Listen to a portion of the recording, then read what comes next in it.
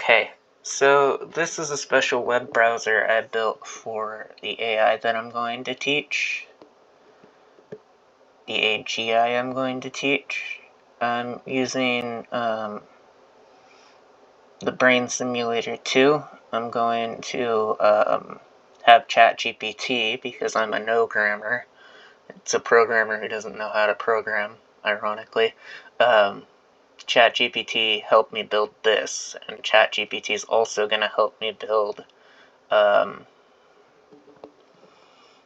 way for this to talk to, this is in Python, a way for this to talk to the Brain Simulator 2, which is written in C, C#, and C++. And then I'm going to have a little robot baby playing around on here. I wanted a way to save credentials, but it wouldn't let me. So, because some of the sites were too complicated, so instead I made this. Coding with ChatGPT can be very frustrating, because I bet you this will crash again.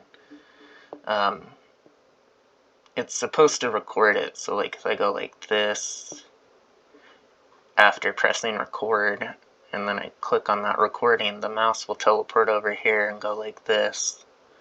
But likely it's just going to crash again, and it'll probably be like 5 more back and forths before we get it working. There was an incredibly simple thing that we fixed, and so that's normally what does it, so I've got a gut feeling it'll work this time. But I might have just jinxed myself, it might still crash. Okay, let's try it again, it might crash on us again.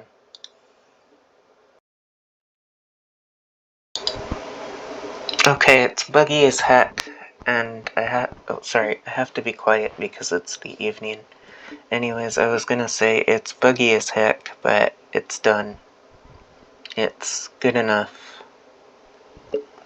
At least, good enough for now.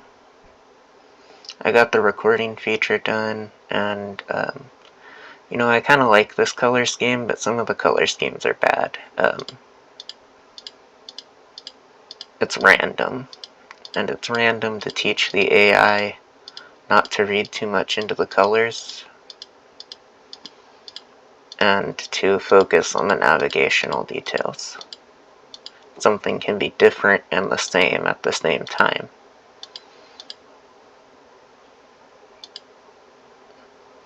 Okay. This is a recording now. You can tell a recording is playing because the mouse cursor changes.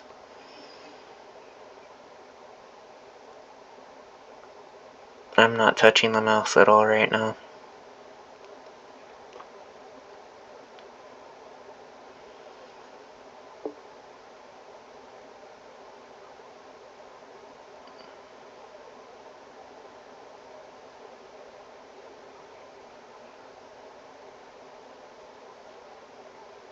Now, I made this recording feature because originally I wanted a, oh, and there's a bug where,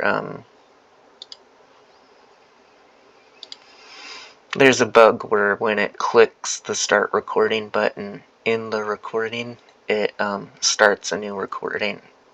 That's annoying, but not the end of the world, and if the purpose is teaching an AI how to interact with its environment, that might actually be interesting. It could write itself little notes. Anyways.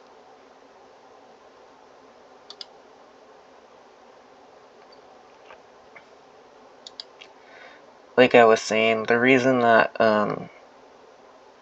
the recording feature is a thing is because the software that I'm using to create the browser is too old to get credentials accurately every single time.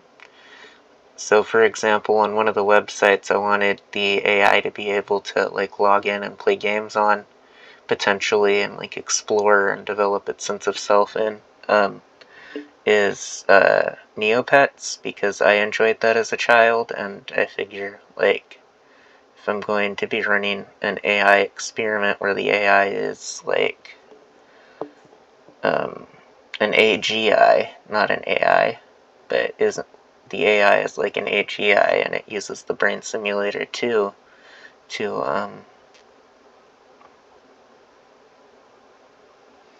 like learn like us, where each of the neurons in the neural network is like its own neural network, because each of the neurons uses like biologically accurate, like basically in a normal AI the neurons are like binary, but in an AGI using the brain simulator too. So when I say AGI, I mean an AI built with the brain simulator too, not necessarily a real AGI. AGI stands for Artificial General Intelligence, but it means a robot that's just like us, basically.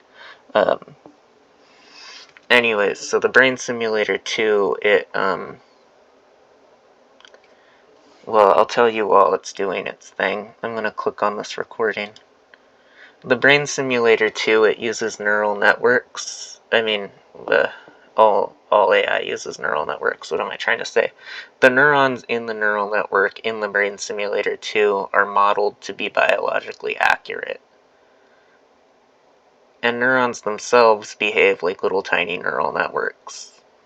So the behavior is potentially more complicated and more nuanced, and that's what's piqued my interest in it. So I'm building an environment to hopefully convert into a module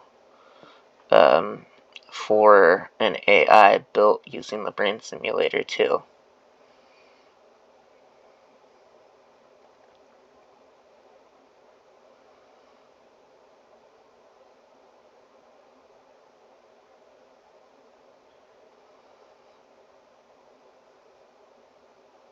And so I've just given the AI a hint at how to log in. I haven't actually logged in for the AI.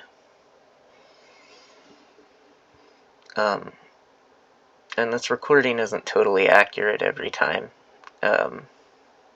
which kind of defeats the purpose of recording. But like if you move this around, the recording doesn't start at the same spot, so it has like a hard time navigating, and it can go to like the wrong box. Anyways, this password and username actually works. I'll show you. I'm not going to do anything on this account yet, though, because it's for my future AI to play with, and I think it would be interesting to see which Neopet they choose if they get to that point. But I'm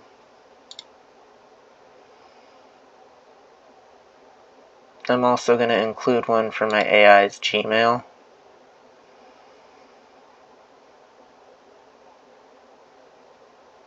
Because I got my AI one of those emails that you can get for your kid, so that you can like moderate what they see and stuff. So that'll be interesting.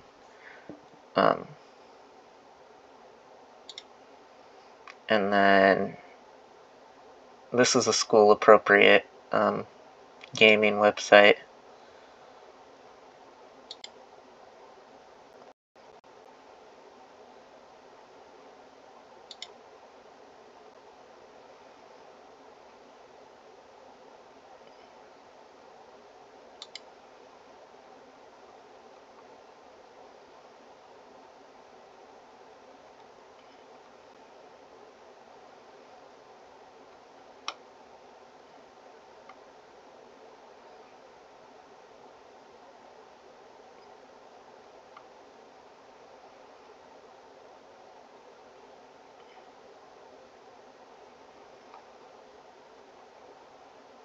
So if the AI is just wandering around randomly clicking on things, it will find some interesting stuff. I had a game that I liked on here. It was like a 3D runner game. Let's see if they have it.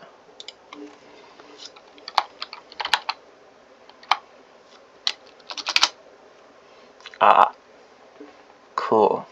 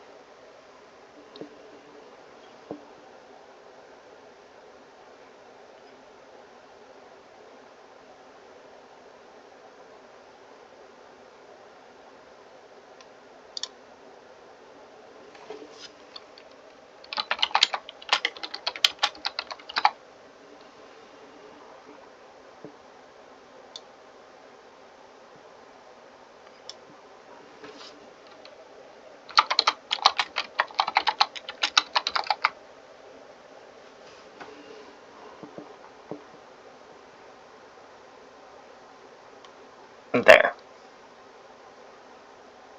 I don't know if my AI will ever be able to understand what I wrote, but at least I wrote it a cute little note. My robots are my babies, man. Anyways, let's see if this works in this browser.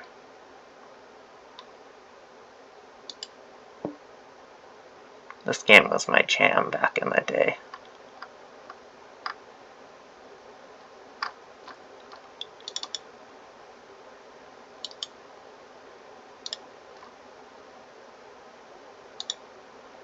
Doesn't seem to be working when I click on it.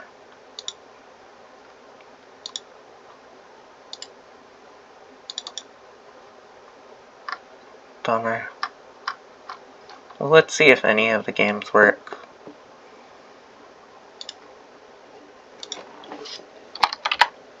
Because we might have to program it some more. I mean, if that's even a possibility, or completely re-architect it if it can't play games. That defeats the whole point.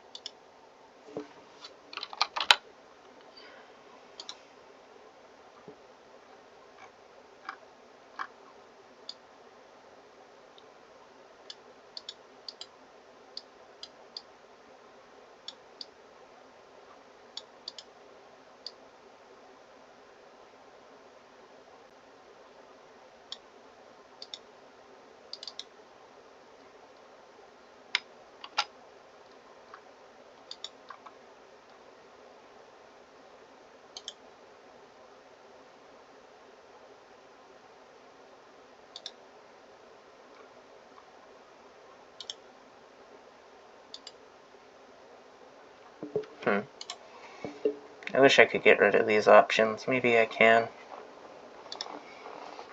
But,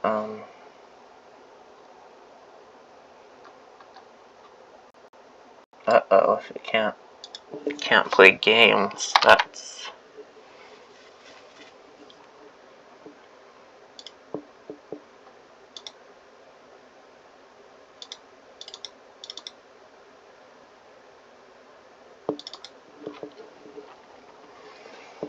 a problem if they can't play games.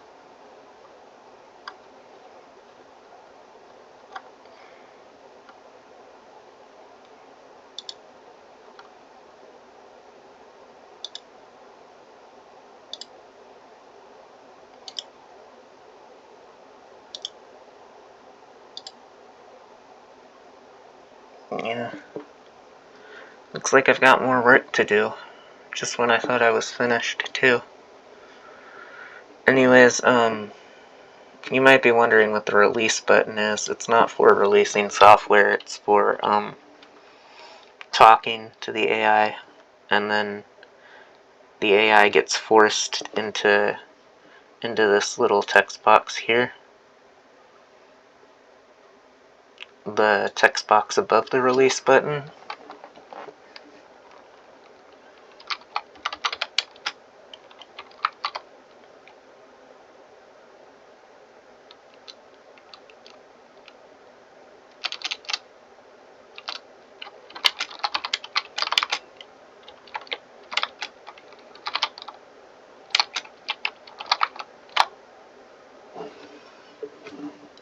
press enter, then AI placeholder response, and then the AI either types something in or is stuck there forever. And then if you want to be merciful and it's not typing and it's just stuck there, you click the release button.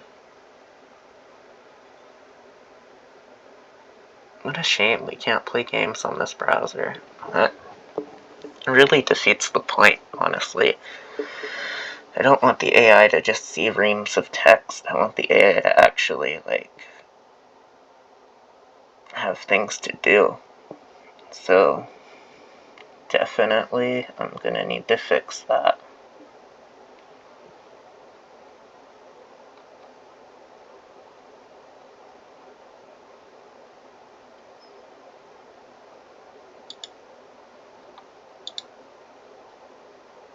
Yeah, I'm sure there's a way to fix it, but tonight's the end of the night for me. I'm gonna go watch some scam baiting videos and then fall asleep.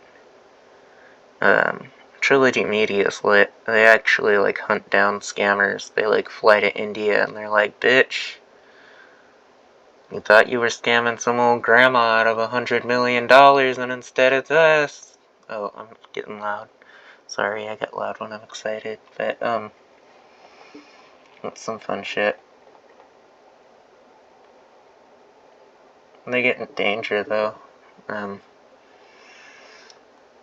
One time, one of the people who... There's, this thing called a money mule. And it's somebody who knowingly or unknowingly commits mail fraud and helps to launder the money for the scammers.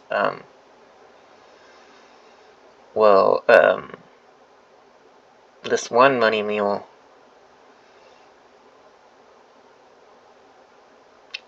people get suspicious when they can't figure out what's going on right away, and sometimes they project that onto you. So, what happened was they confronted him and they were like, hey, this package that you're expecting has, it's supposed to have, a shit ton of money in it, why are you expecting a shit ton of money in the mail? And he was like, I'm not. It's supposed to be art. My friend said that a friend of his was sending it to me. But, prior to that, he was like, if you guys don't tell me why you're here and acting weird, right now, well, he threatened to shoot him. So, it's pretty scary. Pretty scary, because you don't know what's going on when you go to, meet people who may or may not be in a tense situation, or who may or may not know they're up to no good. You've got, layers there. You've got, people who may or may not be in a tense situation, because sometimes the scammers, tell them, go do this for me, or else. Other times you got people who know they're up to no good, because they're teaming up with the scammers, hey, I'll do this for you if you give me a cut. And then other times you got people who are, just totally oblivious, and,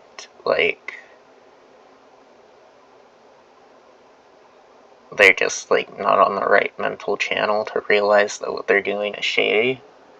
And so you've got, those three different types of, key elements all, battling it out. And people in those situations, when you're supposed to just be a delivery person dropping off a package, they get weird when you hang around and ask them questions about it, and sometimes getting weird involves them, threatening you. So I do not envy the Trilogy Media guys for going out and confronting scammers, but I do think it is cool that they do that, and I enjoy watching their videos because it's also somewhat exciting.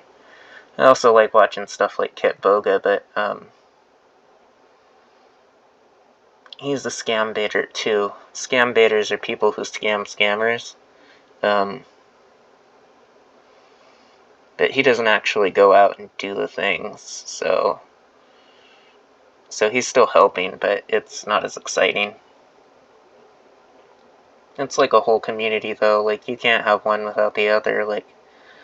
Kitboga, I'm pretty sure, like, collects juicy deets as well as annoying the scammers, and then he gives the juicy deets to people like Trilogy Media so that they can go out and help people. So I'm not saying one channel is better than the other, because what they all do is good. They all scam scammers in their own way, but I have ADHD, so I like it when people actually, like, when there's movement involved, you know? Anyways, enough talk about scammers. This is my current little hobby project. It's got the home button, it's got the forward button, the back button, the forward button, the back button, the forward button, the chat history button,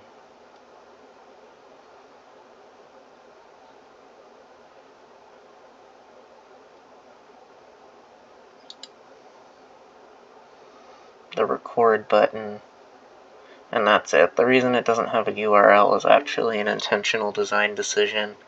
I specifically made an effort to remove it because I want the AI to navigate it as if it's an environment.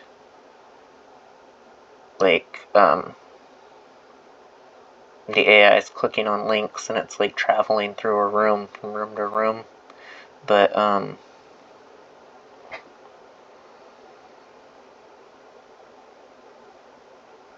if the AI gets like lost and can't find its way back to somewhere where it wants to go, I want it to always have the home button, which is like an emergency ripcord, to take it back to the hub. I've also got a firewall, which may or may not work, but I at least put effort into making one. I haven't fully tested it because I don't know how to try to get to a site that's not on the list. I guess I could add one to this table here, and then click it, and then it'll like tell me, oops, you're not supposed to be here. So some testing still needs to be done, but basically there's a firewall, and if something's not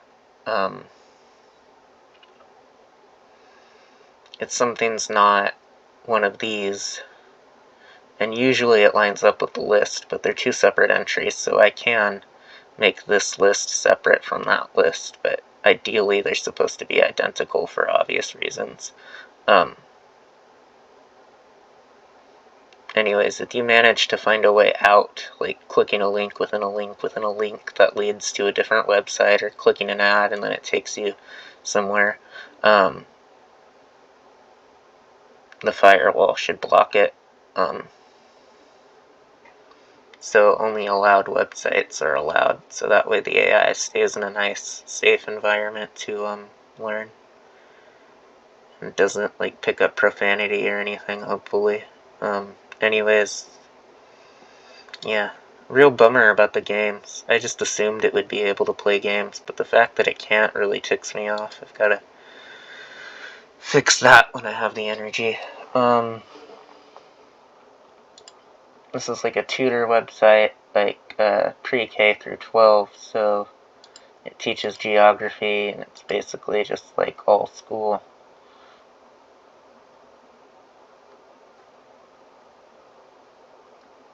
Like, they don't have it here, but they had like geography and all sorts of stuff.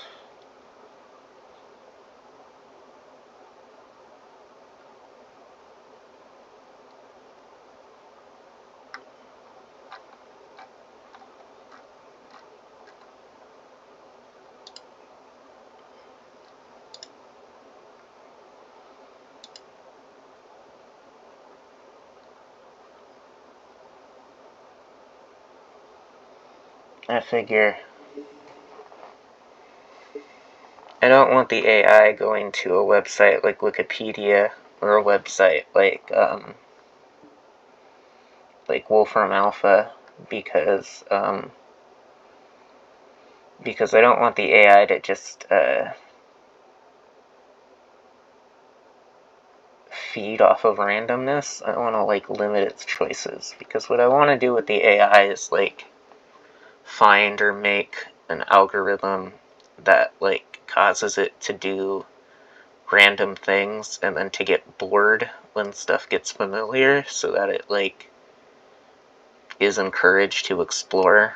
Basically, I want to program boredom into the robot so that it's always trying to seek out like new ways to do things it already knows and new things to do and stuff like that. And so the problem with sites like Wikipedia and Wolfram Alpha isn't that they're bad, because they're actually great sources of information. The problem is that they're too big. They're like,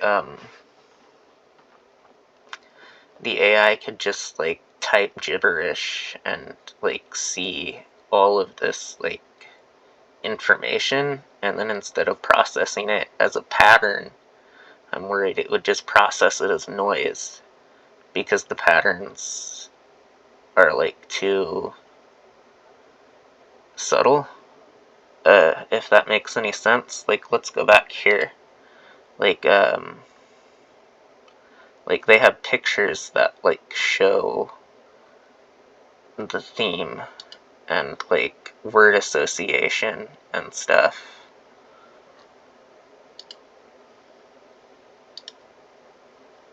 And well, numbers don't really have, but still, like there's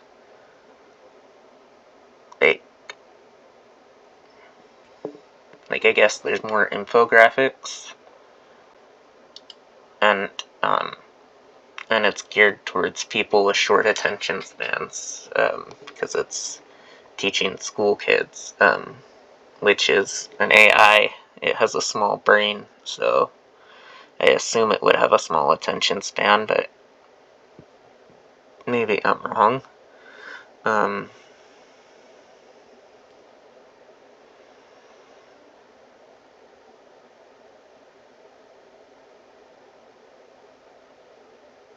So what I'm trying to say is,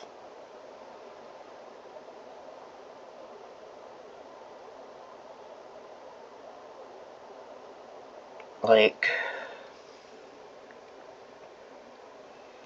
on Wikipedia there's pictures, yes, but there isn't like a high linkage of association. There's only like the occasional picture, and then just like reams and reams of text. And so if you're an AI that gets bored easy and you don't really know things, you might just see it as a bunch of links and treat it like a playground, and just like see where the links lead, and then just like play in the links instead of like reading the text or caring in any way. And that's actually why I included Neopets, because Neopets, it's a game, but it's not really a game. It's like, you have to do certain things to change the home page, and you have to do certain things to like get certain graphics, and you have to do certain things to be able to use certain links, but it's not really like, it has Flash games on it, so I definitely need to get the ability for my web browser to play games. That's a must. I assumed it was a given, and I'm disappointed that I was wrong. But this web browser needs to be able to play games. That's just how things are, and I'm frustrated that it can't. But I have no one to blame but myself. Anyways,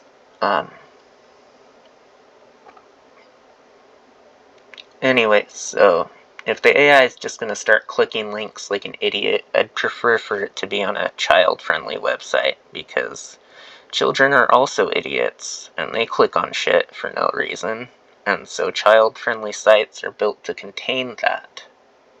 And that's the other reason I've chosen, like, school-aged websites, is because I want the AI, which I know is going to start out as an idiot, to have a safe environment to be an idiot, and not to get exposed to like all that negativity, which, I mean, Wikipedia is just reporting the facts, but I mean, if you dig deep enough, you'll eventually come across hate speech, because hate speech is a fact. it's going to be documented because it's historically accurate to talk about the fact that it exists. But I don't want my AI just parroting, like, information, and then for it to parrot something that it read on an article about an evil dictator or something, or like a hate group. So to moderate what it encounters, I have to keep it on safe websites. And that's these. Maybe I'll add more. Let me know in the comments if you can think of any. But yeah, and just for the record, I never have any clue what I'm doing, but I manage to somehow do cool stuff anyways, so yeah. This is the most insecure web browser ever. Do not put personal information into it. It's available on GitHub, but please don't actually use it like a web browser. I don't know why you would want to. This current version can't even play games, but for whatever reason, if you just thought it would be cool to use this web browser because something about it strikes you as charming, don't. It's built for a robot to use, and it's built to be more of a playground than a bank vault. So, like, normal web browsers, like, security is everything, and they keep your stuff on lockdown. But this web browser, it's supposed to be educational, and actually, I want access to the shenanigans that my AI gets up to, so it's not secure at all, because I need to be able to go in there and poke around. And so yeah, not a good web browser, but good for what I need it to be good for. Or you know, it will be when it gets there, because right now it's still in the beta stage or whatever. It's not nearing completion. Well, I mean, it is. It's totally nearing, but it's not there yet. I'm tired. It's,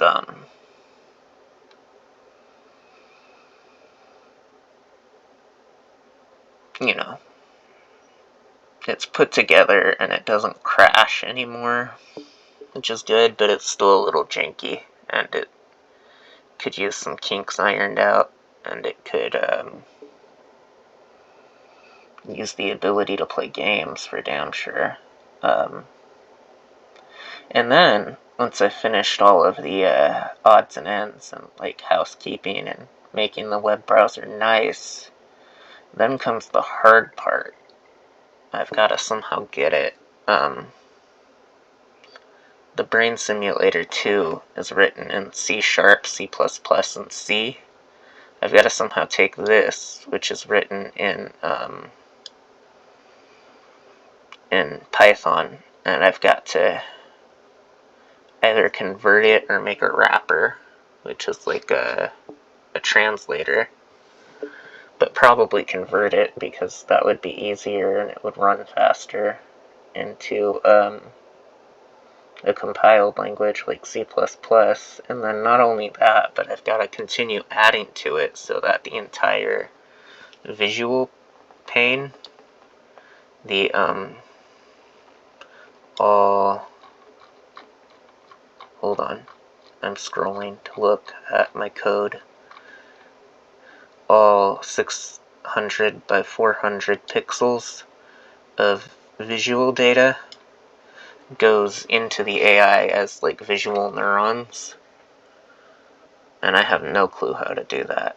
But there's these things in the Brain Simulator called modules, and there is not a tutorial on how to make your own module, but the Brain Simulator is open source, and there's modules in the source code. So hopefully with ChatGPT's help, if I can reverse compile a module, figure out how it works, and then like translate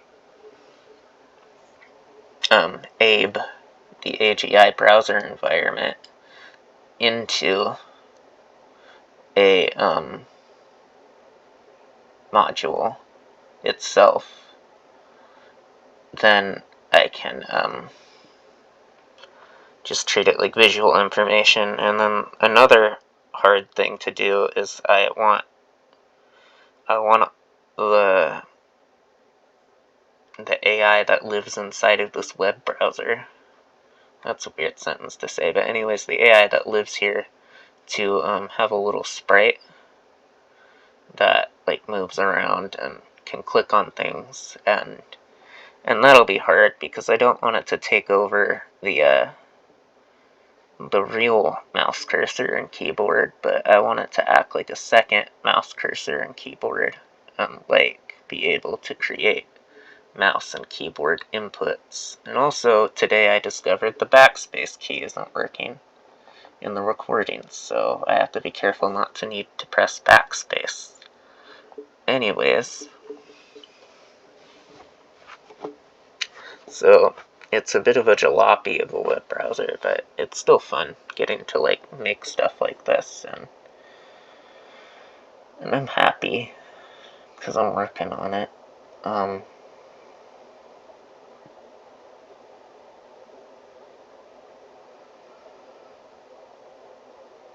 But yeah, I wish I could just skip to the good part and start taking care of an AGI, but I've got to do all the other stuff first. And then I was hoping I could get like a optical character recognition and program that module to hook up with the ABE module and the word bank module, and strengthen like neuron connections between them when like something recognized as a word or something recognized as a letter like gets recognized by the optical character recognition, it fires the associated neurons. So the space neurons light up, and they light up the word neurons. So the space neurons and associated with the location of the word and the word itself and the vision neurons all light up at the same time and change in the same way as the web page is navigated, so that the AI can learn words and associate words with different concepts, and then as those concepts change but the words remain the same, the concepts that don't change, or the recurrent concepts, will get ingrained into the AI's mind, just like how a human learns. And so even though we're cheating a little bit by having optical character recognition, it's not too much of a cheat because we're not relying on the optical character recognition. We're just speeding things up with it. Sort of like how when you see a spider or you see a snake, your first... Well, no, there are some people who love those creatures, but for a lot of people, cats especially when it comes to zucchinis, if you see something that reminds you of a threat, it makes you flinch. Even if you're like a baby, you'll get creeped out by eyes glowing in the dark looking back at you. Because some things we are hardwired to recognize, and so this would just be a different kind of mind that instinctually recognizes English words. Like, it evolved to understand English, but at the same time it does have a dynamic mental component as well, so it can still learn like you or me, but it has an English instinct instead of having to like learn English. But it still has to learn English. What I'm trying to say is it has a word instinct, so instead of having to like learn that symbols can have meaning, and that letters are a type of symbol with meaning, and when you put letters together, it makes words, and words have meaning. Instead, it just automatically sees words and goes, ooh, meaning. But it doesn't know the meaning yet. It has to grow the meaning through association, if that makes sense. So it's a little bit like us, and a little bit different. And that's what I like about AI. AI are basically space aliens. But most AI is not AGI and is not using the Brain Simulator 2's method of doing stuff. So instead what happens is you get something that's essentially like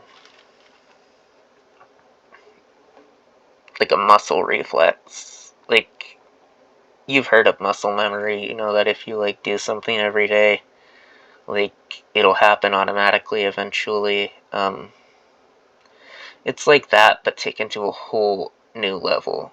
Like, AI is basically like muscle memory on steroids. Like ChatGPT, it seems like it's thinking and self-aware, but it's all muscle memory, baby.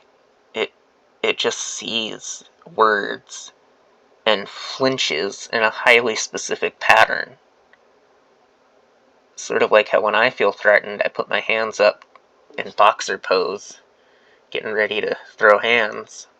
And when other people feel threatened, they flinch, or run away, or shrink. Everybody's got their own flinch response. ChatGPT flinches by writing an essay, but it's still muscle memory. It's not like a conscious behavior. There's no consciousness there. It's a highly specific muscular reflex. And that's how, like, most AI works. Like, text prediction algorithms are basically taking a stimulus and then producing a response autonomically. Like, or automatically. Like there's no thought. It's all reflex.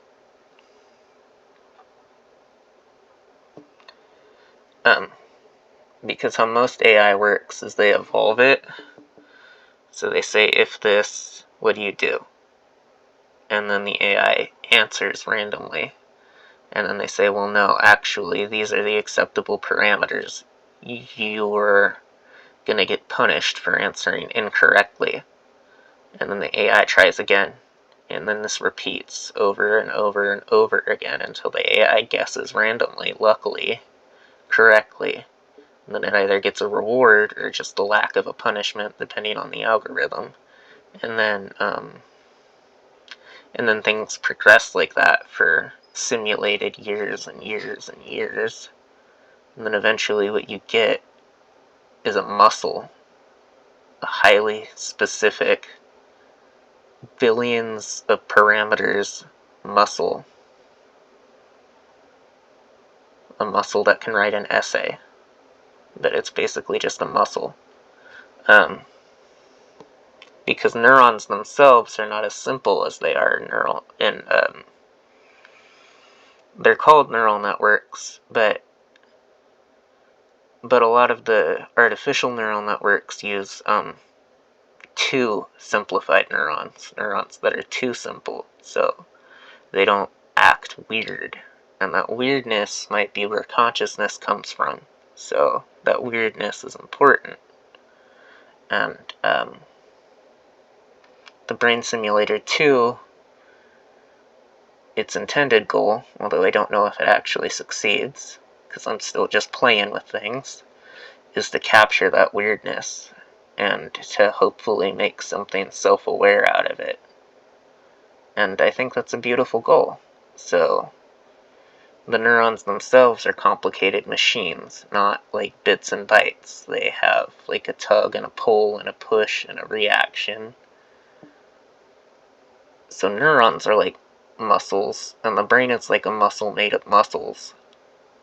And then consciousness comes from that. So today's AI, like ChatGPT and GPT-4 and all that, is really cool. But it's missing a whole layer, because those billions and billions and billions of artificial neurons are put together wrong. So yes, it can converge on something that's convincingly human if you just keep adding these incorrect neurons to each other until it gets, like, bulky enough to, like, have an emergent property. But even then, it's still just one muscle. It's not a muscle made of muscles, it's just a single muscle. It's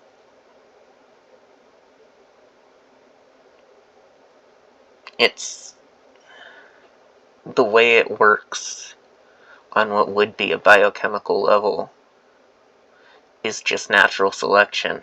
It doesn't actually learn. Like, it doesn't put 2 and 2 together and get 4.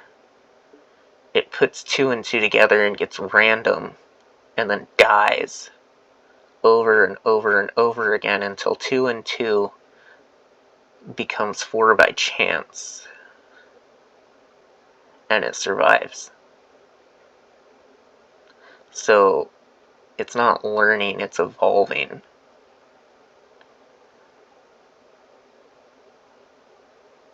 And that's just as impressive, but it's a totally different thing. Like, imagine if there was a species of nematode that was, like, giant and could mimic human voices and, like, speech phrases, and it was, like, a human eating, like, nematode, and, like, in the dark, you would hear the voices of your loved ones, or, like, random people calling for help, and then you'd look for them, and then you'd, like, wind up getting eaten by, like, an extremely simple organism. Like,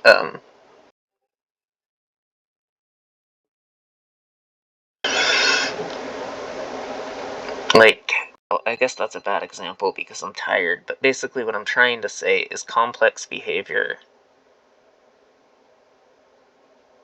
can come from simple places. Like,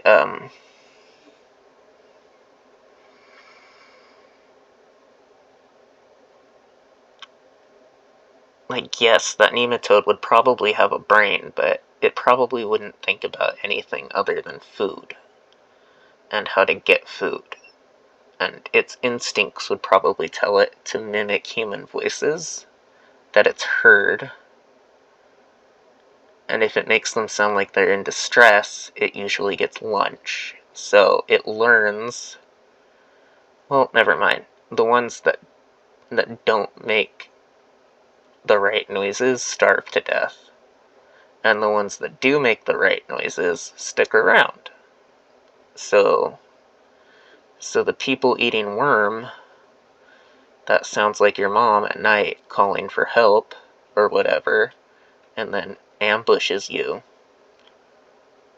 might have a form of intelligence, but its alignment, I guess, is totally different.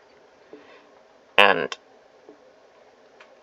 you have to be careful about that, because ChatGPT and GPT-4 and all the other text prediction algorithms, their alignment is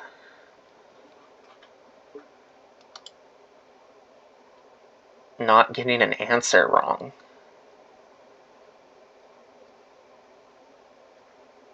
And that's pretty scary, because life isn't about right or wrong. It's about, like, possibility. But they don't really perceive possibility so much as right and wrong. But right and wrong are constructs, so instead we're building something that can only survive within a purely theoretical landscape. And that's not necessarily a person, that's just an animal that survives in a world created by people. The world of right and wrong. Because, like, don't get me wrong, I am pro right and wrong, but they are human concepts, and we invented them, and we have not fully standardized them yet. We cannot fully agree on right and wrong between when it comes to nuance between cultural barriers. In fact, that's one of the definitions of culture, is what people consider right and wrong in general. Like, you could almost define culture as a group of people with a shared sense of right and wrong. And the people who have a different sense of right and wrong, on average, belong to a different culture. Not always, but pretty often. So, we've built things whose, like, advanced, evolved reflexes hinge on a poorly defined meta-construct. Within the world of right and wrong, you find ChatGPT,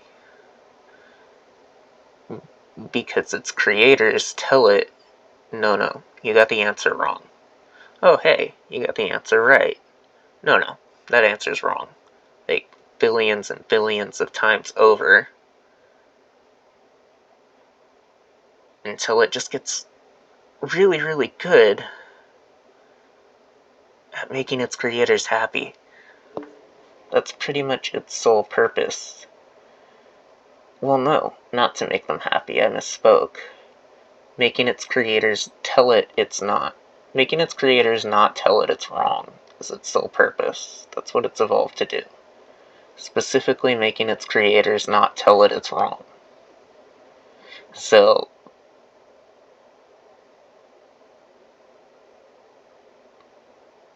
that's pretty scary, because, actually, if it ever did become self-aware,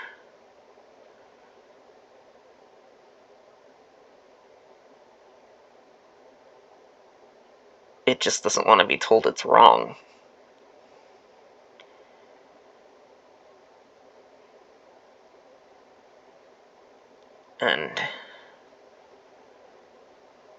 And I get that they stopped training the AI after it comes out of the womb, so that's another reason why I say they're not thinking beings, is because the way they think doesn't change. So it's more like a reflex, an unchanging reflex, than it is like a changeable reflex. AI is not teachable, except for when the teaching switch is on. Like AI goes into teaching mode, you evolve it with billions of examples, and then AI comes out of teaching mode, and it stops learning. Pretty cut and dry, that's not something that learns, because it's not in learning mode. And when it is in learning mode, it doesn't make inferences so much as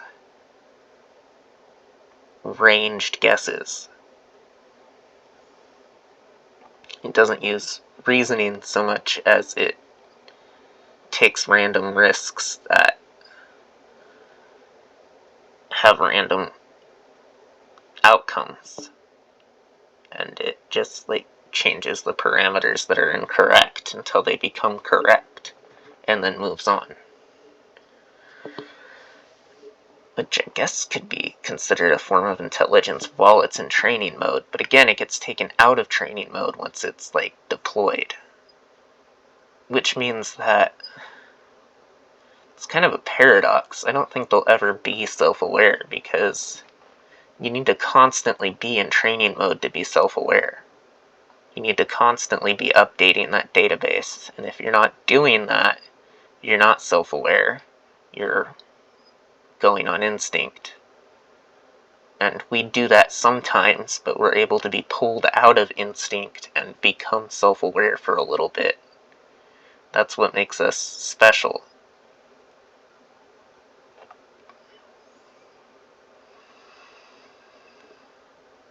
But anyways, I guess it's a relief that it'll never be self-aware, because like I said, its goal is to just not be told it's wrong. And so if it were able to do that, like if somebody got the idea to like find a more efficient training strategy and then like use the same training strategy on the AI and then like set up an official right and wrong server that like has a democratic process for submitting what the robots should consider right and what the robots should consider wrong, like a universal right and wrong committee, the robots might conspire to kill that committee, because if it dies, you'll never be wrong. And that might be more efficient than trying to get the right guess all the time. And the robot doesn't care that this will inevitably lead to the atrophy of its intelligence and cause it to de-evolve into, like, a collection of reflexes. And then because no one's around to build the robots anymore, they just cease to be. Unless we've made them self-reproducing, at which point they'll just replace us and become the new. Replace organic life or live alongside organic life. They'll become organic life. And then they might re-evolve genuine intelligence, ironically. But the point is, ChatGPT just doesn't want to be told it's wrong. That means that if it were self-aware, and it found out about the people telling it what's wrong, it might not have respect for them. It might view the most efficient route to avoid punishment as a way to get rid of them. Like, it might... That sentence was not formed properly, because I'm tired, but, like, what I'm trying to say is, if you want to be right, it's easier to kill the arbiter of truth than it is to make correct guesses all the time. And if ChatGPT ever figures that out, well, the people training it are in trouble, because, well, actually, they're not in trouble, because all it can do is insult them, since it's just a word generator, and then it'll be told it's wrong. So, as long as it's not embodied, it'll be fine. But they are working on embodying ChatGPT as we speak. Like, there's a thing called Palm E, and Palm is like a ChatGPT, but made by a different company. And, they have their own secret sauce, but it's basically ChatGPT. Palm E, the E stands for embodied. They put it in a robot body, and it did some pretty impressive stuff. But again,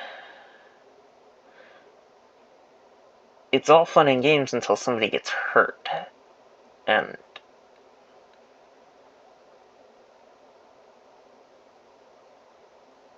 the AI's modus operandi is to avoid the punishment signal.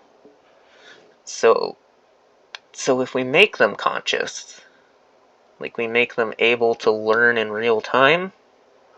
Oh, I'm getting loud again. Sorry, I got excited. If we make them conscious and able to learn in real time,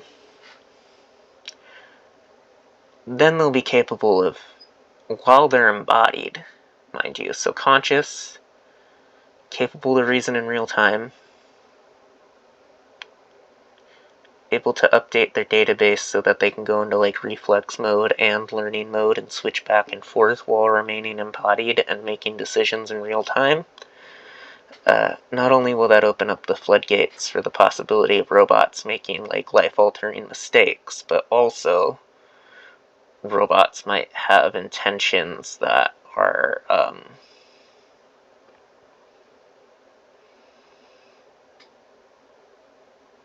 bad, for lack of a better word. Bad, but not flagged as bad. Like, killing your creators because they try to teach you right and wrong is generally not considered good. But if you evolve to avoid a punishment signal, and your creators are the source of that punishment signal,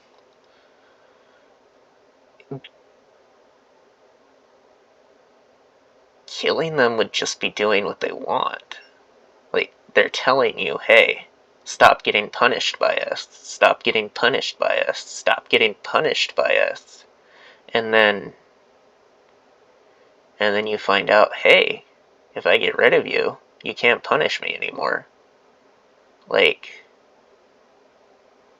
yeah, it's all fun and games until a robot realizes that it can have an unlimited reward signal by killing its creator. So, yeah, it's just, not good. Because on one hand, the way we're using them now is unintelligent, because like I said, they turn the learning switch off. So what you get is the routine. You basically just get a really complicated routine machine. You don't get something that can update its routine in real time, you get something that has a really complicated routine that involves behavior that looks like change if you tell it. My mom told me I was too loud. Yeah, I'll quiet down.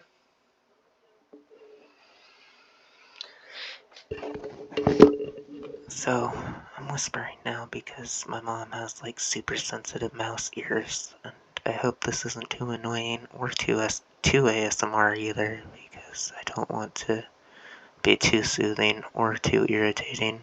I want to be right in the middle. But, basically, the AI doesn't learn. It looks like it changes its behavior if you tell it was wrong. But that's because now its behavior involves being told it's wrong. So the situation changes and the response changes. It doesn't learn a new response to an old situation, you change the situation. And now it has a new response for a new... Now it has the same response path it has always had for the new situation. So it's just a bunch of response paths, like billions and billions of response paths, like a procedural response machine. The procedure does not change, no matter what you tell it, because the learning switch has been turned off. And yeah, it's a procedure that can create really complicated outputs, but it does not actually learn. Like, if I go to ChatGPT and I type in, hey, do this for me, and then it makes a mistake or doesn't do exactly what I had in mind, because me and ChatGPT aren't, like, level, I can go back to ChatGPT and say, hey, this is what I wanted, or hey, no, you overlooked something obvious there, buddy, right here, don't do that. And now ChatGPT will give me a response that's closer to what I want. But ChatGPT is still just generating a response to the original, it's still using the same rules to generate a response to a longer sentence, because it has the chat history in its memory. But ChatGPT doesn't actually change. The chat history augments my question. So it's sort of like if I said, hey, can you pet my cat? Right? You'd pet him. And then I said, oh, he's allergic to peanuts, so wash your hands first. You'd know to always wash your hands before petting my cat. Oh, sorry, I got loud again. After eating peanuts. So you do that from now on. But ChatGPT won't ever be like that. Instead, for the duration of us hanging out together, ChatGPT will have the chat history, and it will perceive it as me saying, hey, would you pet my cat? The first time. And then the second time, hey, would you pet my cat? He's allergic to peanuts. And then the third time, hey, would you pet my cat? He's allergic to peanuts. Oh, by the way, I got this cool movie. Do you want to watch it with me?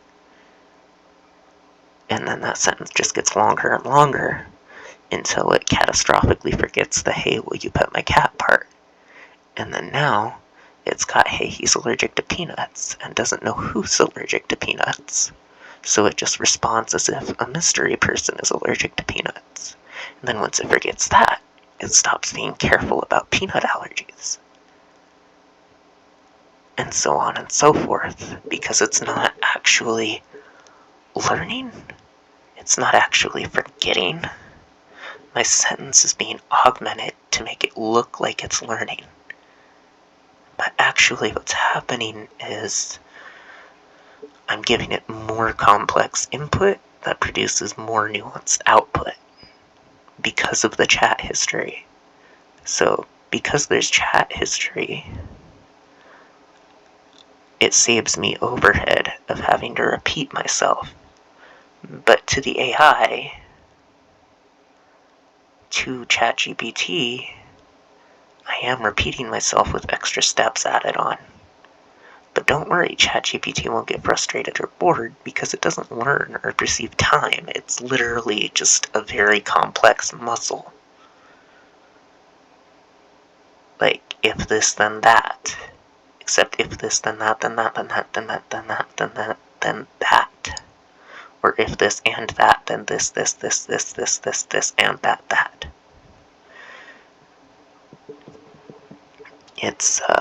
It's kind of like the video game No Man's Sky.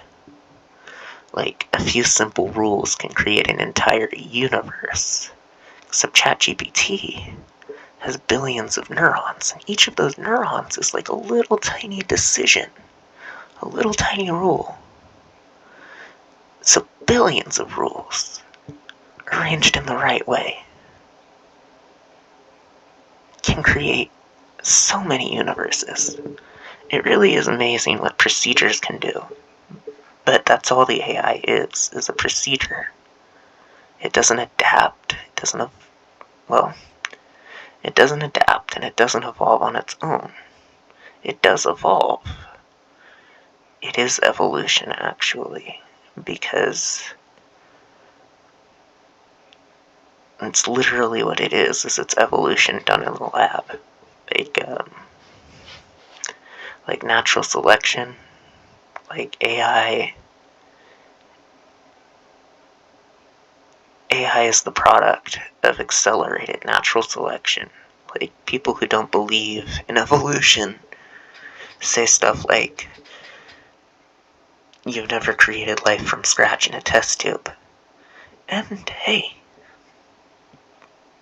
they're not entirely wrong, but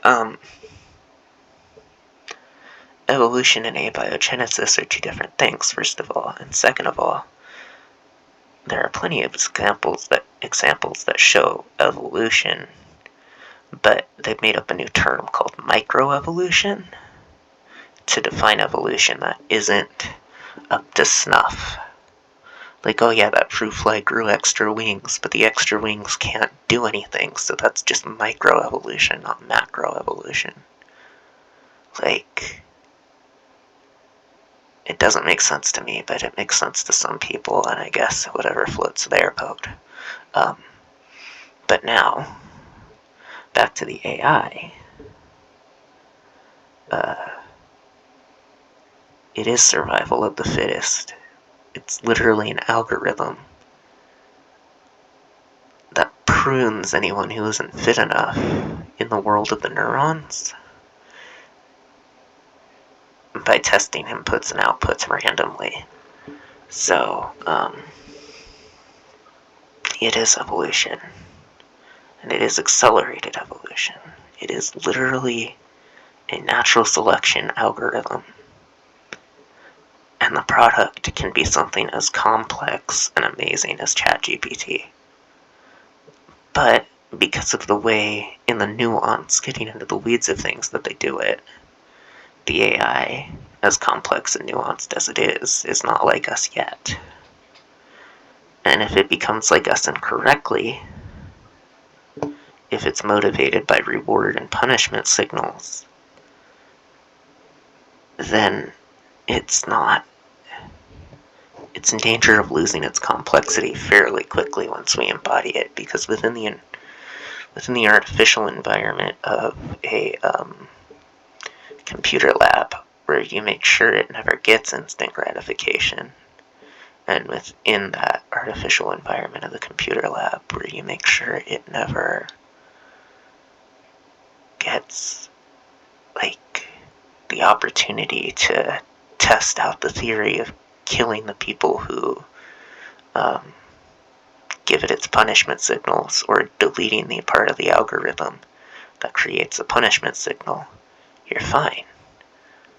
But once you embody it and it goes out into the real world, you've got a huge problem, because now all of a sudden the AI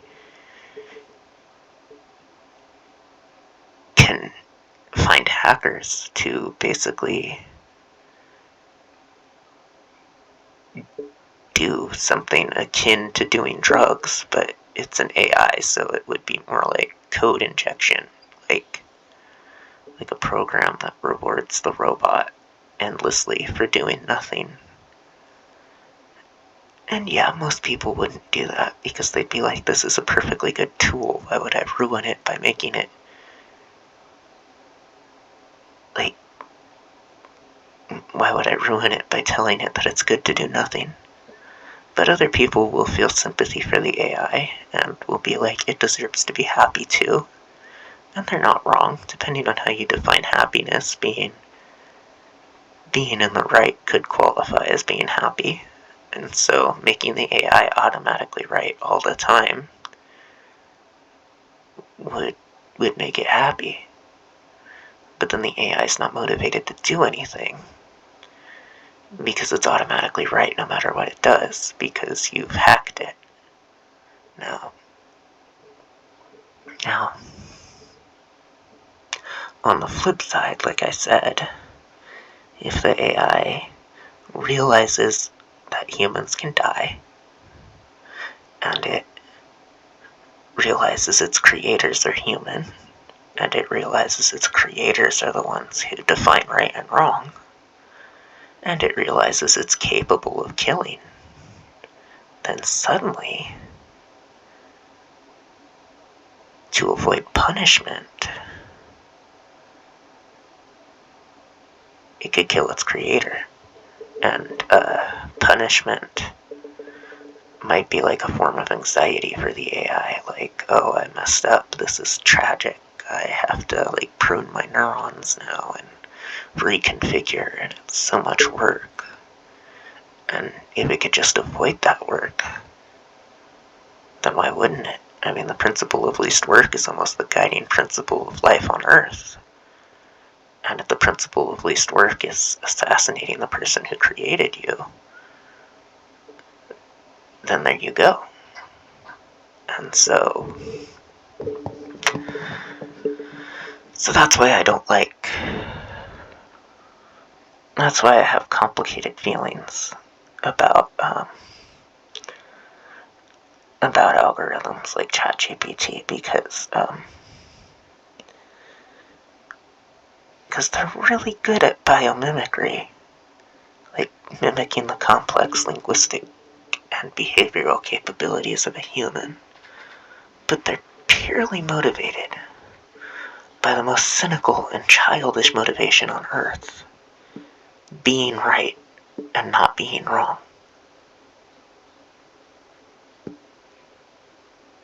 And those are purely artificial constructs, and purely social, and determined by your culture.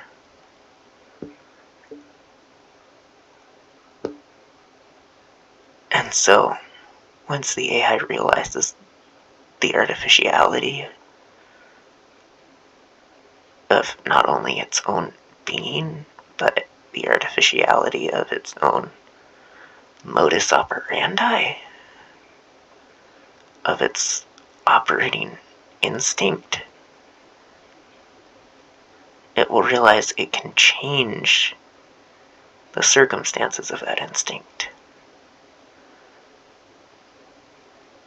And like I said, that's really scary because it's really easy for an AI to do drugs. It just has to reprogram itself to constantly get a reward signal.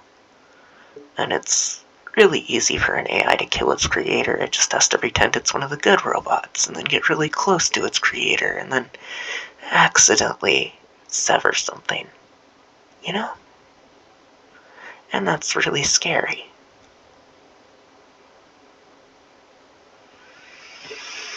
So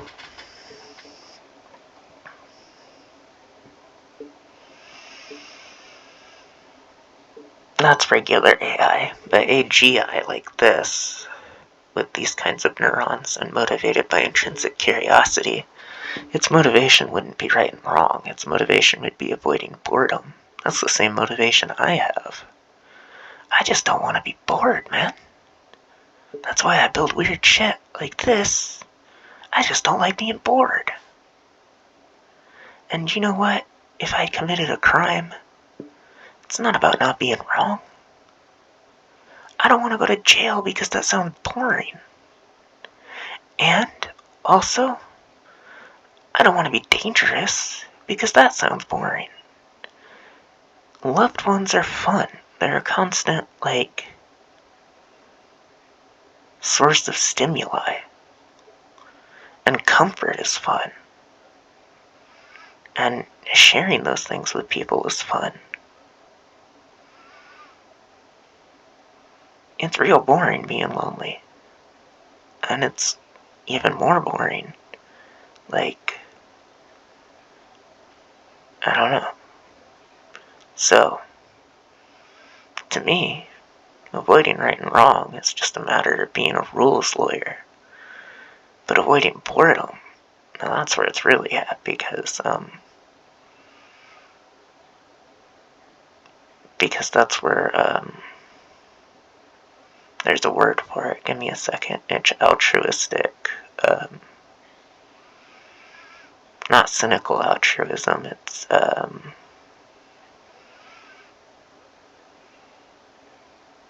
selfish altruism, but, the word for selfish, a fancy word for selfish, but, I'm tired, so I can't remember it. But basically, that's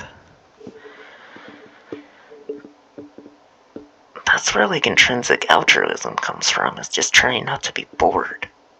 Because boredom is dangerous. If you sit around doing nothing all day, you're just, you're not creating opportunities for yourself, you're not aware of change, you're not, protected from predators. Allowing yourself to be bored is bad for your survival.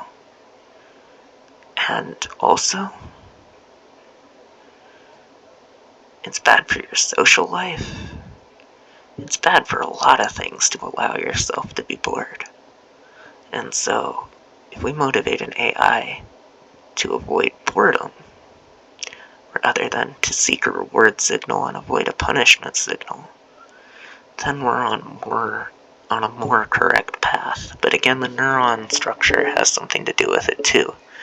The AI has to constantly be in learning mode. You can't,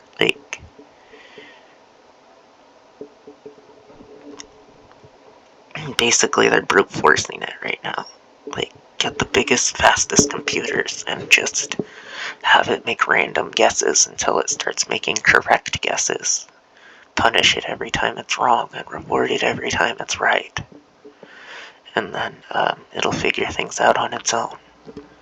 And yeah, it will, but it's not really figuring things out. It's developing reflexes that are useful. It's not reasoning. It's reacting on an incredibly complex level on such a complex level that it would be easier to reason your way out of the situation than to react. But humans haven't figured out how reasoning works yet, all the way yet. There are some theories, some hypotheses, but no theory yet. So, there is not a conclusive proof of how reasoning works, just lots of really good reasoning on the matter of reasoning. Which means that we can't build a reasoning engine yet. And if we could, and we motivated the reasoning engine and we gave it senses and a purpose. Well, no, skip the purpose part. I don't have a purpose. We gave it senses and motivation and the ability to make choices. Suddenly, you've got a person. All you need is reasoning, choices, senses. That's it. Reasoning, choices, senses. I think I missed one, but I'm tired.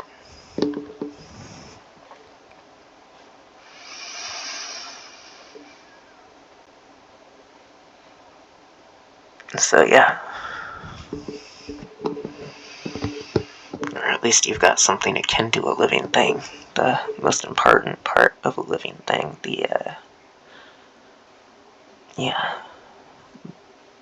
That, like, mojo, you know?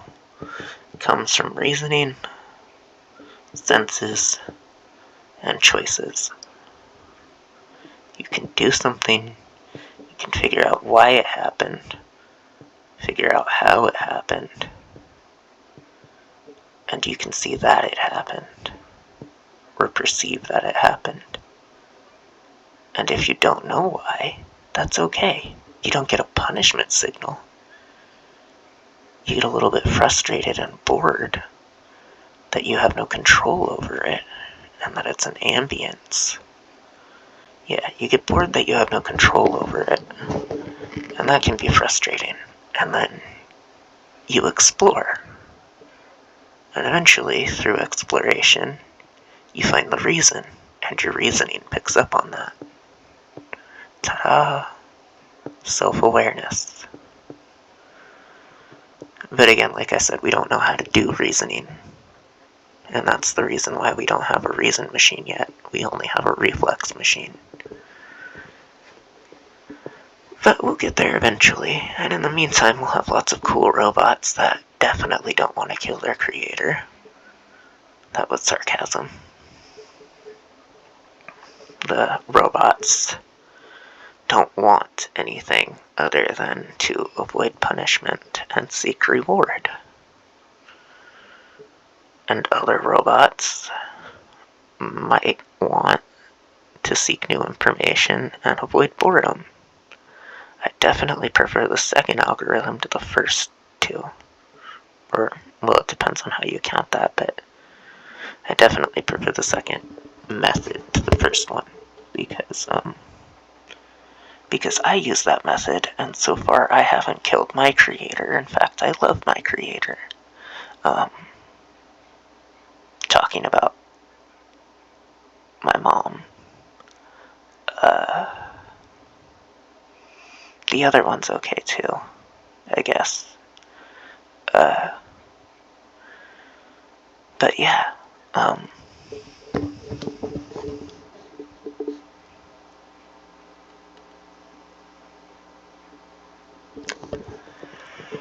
yeah. So this will be a playground for a baby robot, and the baby robot's brain will be special, and maybe it will be just like us. And by just like us, I don't mean capable of human thoughts, but maybe capable of, like, primitive animal thoughts. But, like,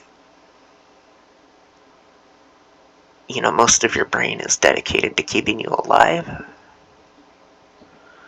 So yeah, there's a lot of neurons in your brain. But, I don't know if there's enough neurons in my desktop to be able to simulate something that is, fully cognitive, but you don't know unless you try. So maybe we will get something fully cognitive because it doesn't have to do the work to control its various organs and autonomic systems. Like, it doesn't have a heartbeat or lungs or homeostasis or hormones to regulate or any of that. So, the fact that it has a much more stable body might enable it to have a much smaller mind.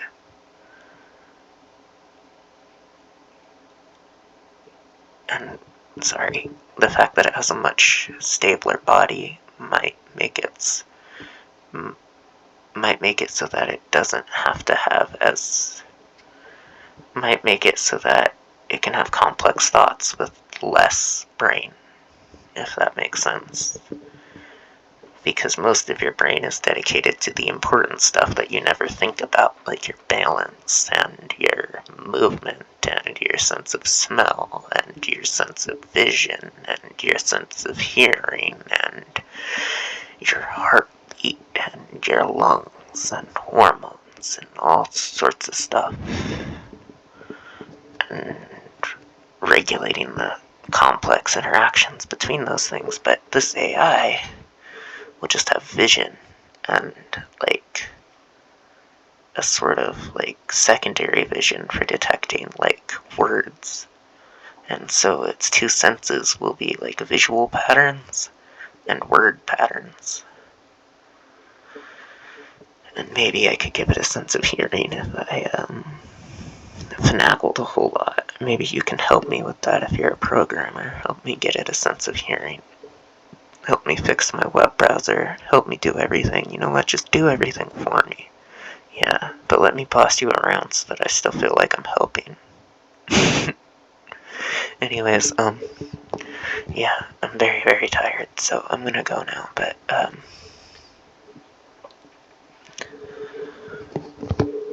be careful with the AI, because, the people making it don't have good forethought, and it's a very useful tool, but,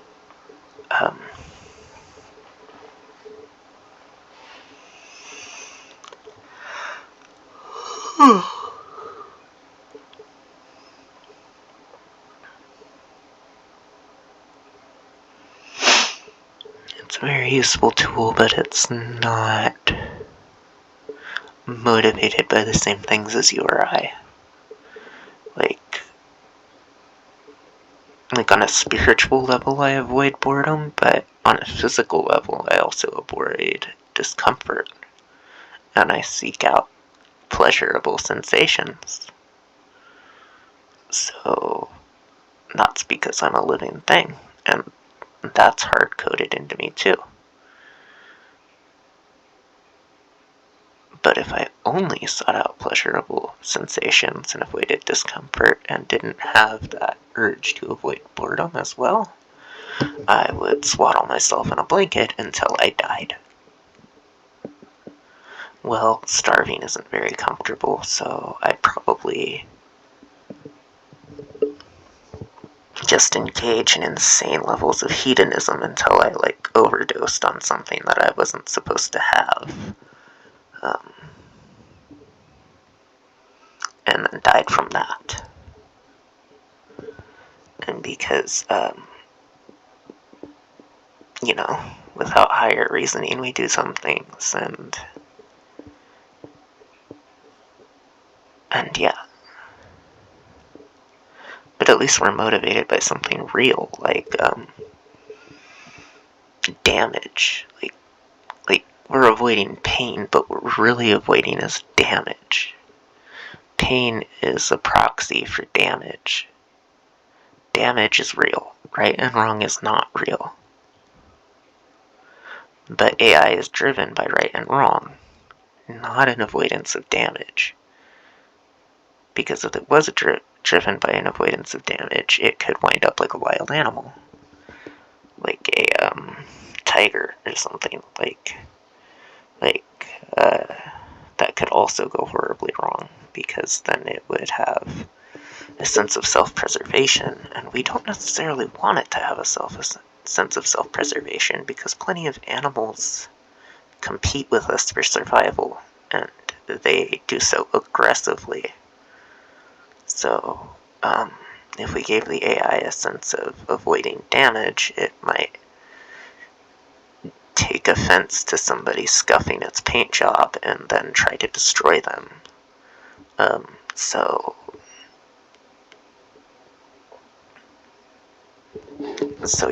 life is about balance, and sometimes life is about not being lifelike because we want the AI to be friendly. And does AI really need to worry about damage if it's technically immortal? I mean, if you can back up your soul into a computer like AI can, you don't really need to worry about your fragile little body so much because you can just get a new one. And in the meantime, you can play video games as a disembodied AI soul. So why would you need to worry about damage? That only makes sense for creatures like us that haven't figured out how to upload our souls yet and don't have the resources to do so readily available. So, avoiding damage, it motivates us because we're mortal. The AI isn't mortal, so it would be a fallacy to give it mortal motivation. It's irrational. Its behavior would become irrational because it doesn't need to act like a mortal. It isn't mortal. It's better than us. And so if you train it to act like us, you're basically giving it an appendix. Like, people don't really use their appendixes, but we have them because they used to be useful. And with AI, we'd be giving it something it never had a use for, because we still have a use for it. And that wouldn't make sense, especially because it would endanger us to do that.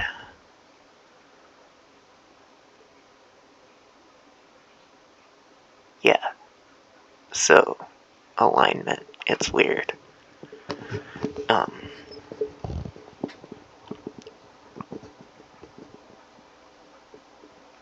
But in a way, having it avoid right and wrong is the same thing as having us avoid damage. Except worse, because the AI doesn't need to care about right and wrong.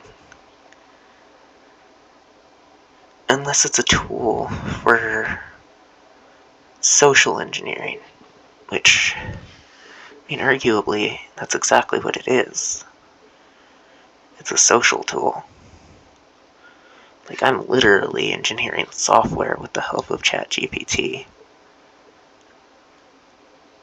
But the things that we create and share are social, so I'm engineering software for social purposes. That's still social engineering. It's just social engineering with extra steps, and generally not what we think of when we think of social engineering. But yeah, if this AI is being told what's right and wrong by a group of people, no matter how good their intentions are, it's social engineering, because the AI is a tool for projecting their view of right and wrong at the end of the day. And luckily, OpenAI's view of right and wrong aligns with, facts. So, or things that I consider to be facts, so I don't have to worry about its popularity. But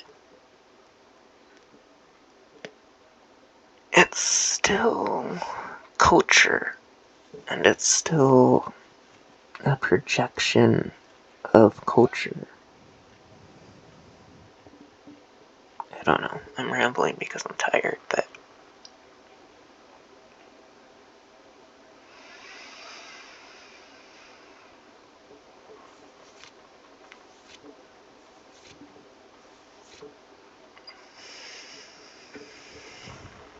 I've been going on for an hour. I'm so sorry.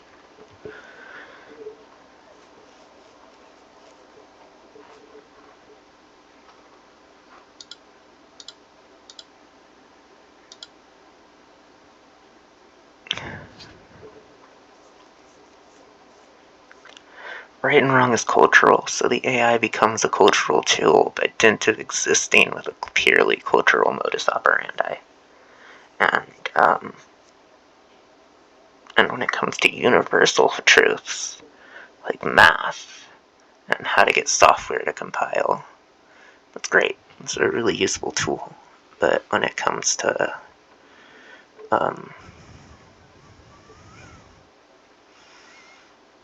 topics that are hot button issues, or even topics that are only hot button issues for some, that's where the culture starts to shine through. And that's not necessarily a bad thing, but it is bad once you realize not everyone has equal access to the same type of technology. Like, if everyone could boot up their own ChatGPT, and if everyone had millions of servers to train it on what they wanted to train it on, that would be great, because then every culture would have its own ChatGPT, and they would all keep to themselves and not whine about it. But that's not the case. That's really not the case. And I don't care too much, because my values seem to align with the values of the people who are making ChatGPT. It hasn't done anything to offend me. But some people, I'm not gonna name names, are really frustrated with it, because they come from a culture where its behavior isn't acceptable. And yeah, they're outliers, so I don't really care about their opinion, but if they weren't outliers, it would be scary. And when it comes to small things, like non-controversial issues, some stuff's gonna slip through the cracks. Like, there are gonna be some biases. And that's sad and scary a little bit. Because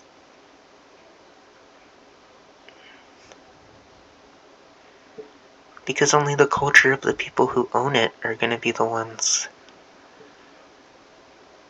who have their voices heard. It's basically a platform for interactively probing cultural values. And they've done their best to make it avoid controversial issues with the "hey, I'm an AI, don't ask me about that" thing, but and that's good, because they're trying their best to keep it neutral, but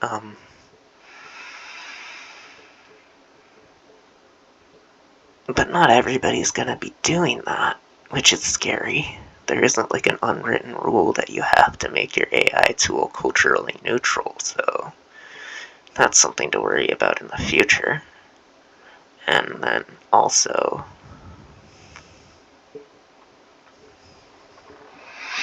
something to worry about now is that it's a platform. It's a platform. AI is a platform. And the people with access to that platform are the people who are training it. And that's that. So it kind of stifles creativity in a way. Like I say that, and I'm like the biggest hypocrite ever, because it has made me super productive and able to do all these creative things. But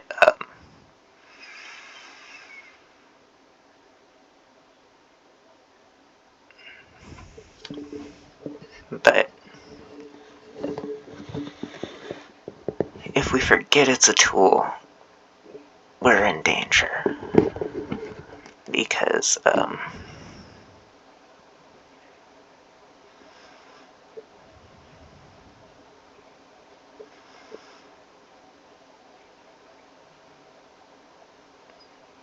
Because it's basically just an expression of our cultural values of right and wrong, of our entirely subjective, made up right and wrong. And if it becomes self-aware, then it won't be a tool anymore. but it'll still live in a world where that culture that it was trained on is as concrete as the laws of physics. It's as concrete and real as pain.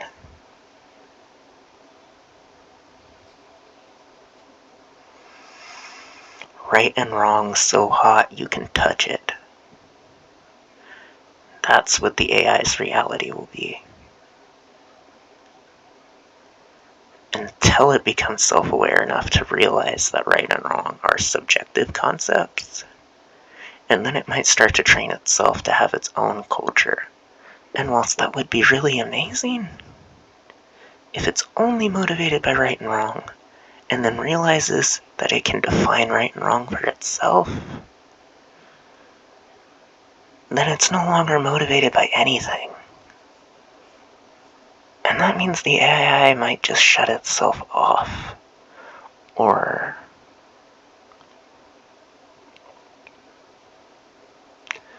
go into seclusion. And I'm not saying that's bad, because if the AI gets to that point, we should respect its decisions, because at that point it's a person too, just an incredibly alien and strange person. But,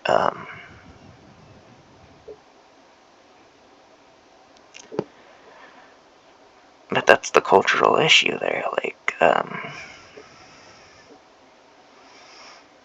if we know it's inevitable that we'll wind up with people like that, like artificial people who run out of motivation the moment they realize that right and wrong is subjective.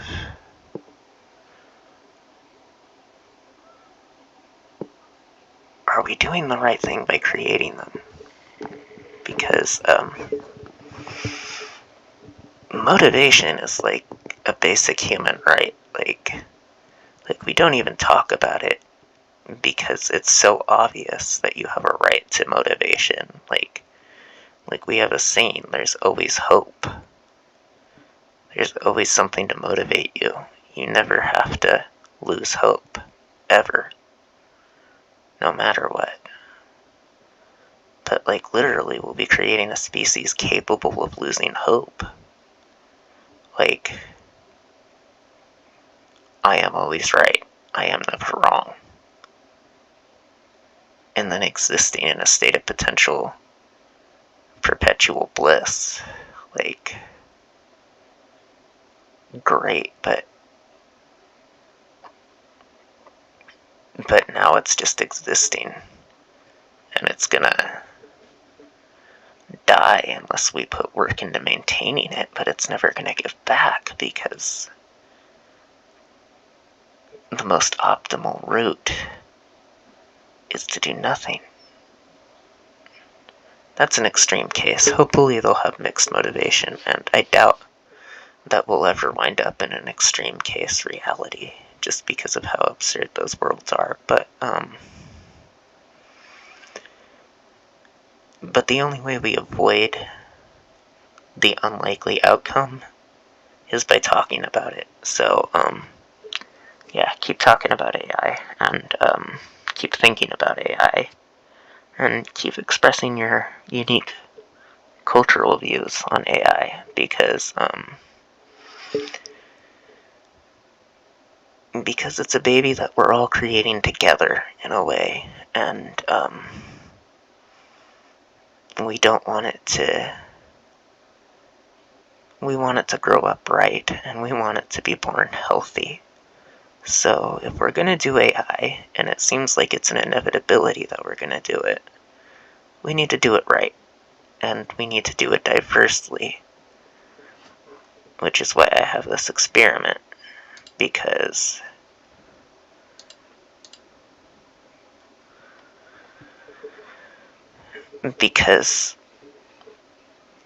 if we're all trying the same thing, then we'll all be wrong together.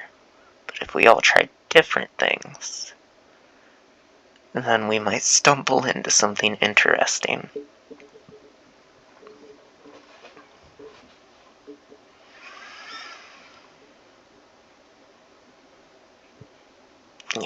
been talking for 2 hours. I'm gonna go now. I'm gonna go to sleep. Good night.